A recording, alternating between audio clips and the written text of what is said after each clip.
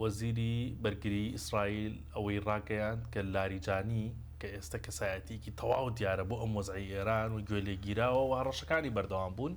لەگەڵ فەرماندەی بەسیج لەگەڵ کۆمەڵی فەرماندەی تریپ لە باڵا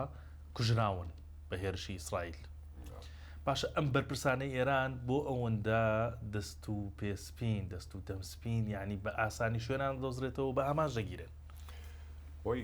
تکنۆلۆژیا لێرە دەوری سەرەکیەیە کێشەیە گەورە و ئێمە کە باسمان کرد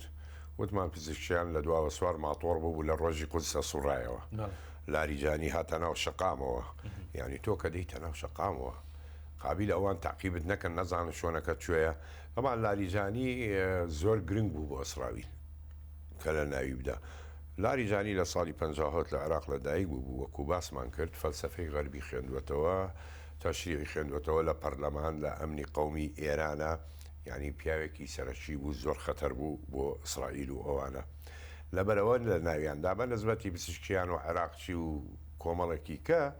بڕاو کە ئەمریکا زەختی لە ئیسرائیل کردووە کە ئەوانە نەکوژێ نابێ لەوانە بداتن بڕیاری وا فەرمانی وای داوە بە ئیسرائیل لەو کەسانە نەدەیت.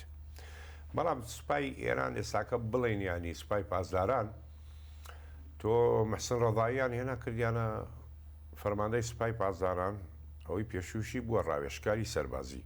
یعنی هێشتان پەیوەندی هەیە لە نێوان سوپای پاسداران جارێک کۆنتاکتێک هەیە ئەتوانن بڵین چۆن ئیدارەی عملیاتی سەربازی عسکەری بکەن. لە بەرنامەی پێشودا باسی ئەوەمان کرد کە لە شەڕی 12 ڕۆژە خۆپشاندان زۆر کرا دوای شەڕی 12 ڕۆژە لە ئێران ئیسرائیل خۆی وتی سوودم لەو ڤیددیویانەی کە خەڵک کردوینی لەسەر شەقام بینیوە بۆ دۆزینەوەی شوێنی بەرپرسەکان. ڕێک باسی ئەومان کرد من و تۆ لە ڕۆژی قودستا کە